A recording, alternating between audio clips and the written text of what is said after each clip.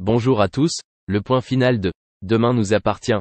Notre actualité du jour portera sur « Demain nous appartient », 1596, Étienne et Bénédicte détruisent les preuves d'un crime. Langlois a été tué il y a 48 à 72 heures d'un coup violent à la tête. Le téléphone prépayé qu'il transportait sera analysé. Manon informe les Curtis que la protection policière sera levée. Dorian est heureux que Langlois soit mort. Il méritait de mourir. Swazik a souri, elle a apporté de nombreux cupcakes colorés à l'hôpital spécialement pour William et Nor. Swazik ne vient plus au Canada parce qu'il a rompu avec Charlie. Lilou était ivre, Kelkoun vient de lui voler le stylo plume de Lilou qui a une grande valeur sentimentale. Roxane vient d'Ar River au Sim Langlois, elle est très fragile car elle s'oxyde bien dans l'eau. Sarah pense que c'était un meurtre terrible. Victor est soulagé par la mort de Langlois, Timothée souhaite qu'il soit arrêté et emprisonné.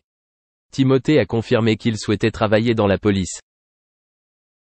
Sylvain part chercher les affaires de Charlie chez François. Sylvain dit à François qu'il est heureux que cette histoire soit terminée. Il pense que Charlie serait plus heureux avec quelqu'un de son âge, ne serait-ce que pour envisager l'avenir. Georges rend visite à Martin dans son bureau pour lui poser des questions sur Timothée. Georges n'a pas trouvé de CV aussi bon que Timothée. L'avoir embarqué serait un avantage même si son intégration serait compliquée. François récupère son poste de professeur de français et dit à Étienne qu'il est content. Étienne voyait Bénédicte confuse, elle n'arrivait pas à dormir.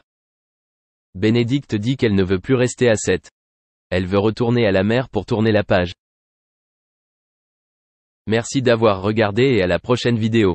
N'oubliez pas de vous abonner à notre chaîne. En attendant, dites-nous ce que vous en pensez dans la section commentaires ci-dessous. Au revoir. On peut dire que dans la catégorie des couples atypiques, Karine Le Marchand et Joey Starr ont battu des records. Tout le monde a été étonné, cela va sans dire. En effet, d'un côté, un tempérament tout en douceur et de l'autre une personnalité plus sauvage. La jolie animatrice d'émissions paisibles comme L'amour est dans le pré ou encore Les Maternelles, se retrouve face à un chanteur au caractère bien trempé. On se souvient forcément de ces années de gloire où on dansait sur les rythmes des titres Metec, La Fièvre et Ma Benz. Donc, ça fait un sacré mélange. Mais comme on dit, les opposés s'attirent. Tout a commencé après une émission des grosses têtes en 2018. Un cliché où ils étaient tous les deux rapprochés a enclenché les rumeurs. Et leur idylle a bien été confirmé quelques semaines après par Joey Starr. Il est tombé sous le *RME et poste un cliché où on aperçoit Karine Le Marchand endormie. En effet, plutôt éloquent comme image. Lors d'un entretien pour le magazine Elle, la présentatrice de La France a un incroyable talent, donne quelques explications supplémentaires. Je l'ai rencontré dans un cadre professionnel et il a posté une photo de nous deux. Plus tard, il a posté une photo de moi en train de dormir. J'ai fait la même chose 2 mois plus tard. Cependant, leur histoire d'amour n'a pas fait long feu. Elle a commencé aussi vite qu'elle s'est finie. Karine Le Marchand n'a pas supporté la trahison de son nouveau compagnon. On sait que l'ancien membre de NTM a beaucoup de travers et il a dérapé complètement. La même année que l'officialisation de leur aventure, Joey Starr profite d'un séjour sur l'île espagnole Ibiza. À la base, le chéri de Karine Le Marchand s'y rendait pour faire des repérages de films. Bien sûr, on sait aussi que ce lieu est propice aux rencontres, aux soirées et à la fête. Mais le chanteur semblait tellement épris de sa jolie brune que personne n'aurait imaginé qu'il puisse lui faire du mal.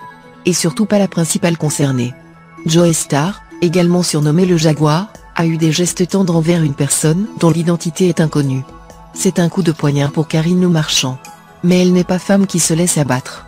Ainsi, elle rompt tout de suite et élimine toutes les traces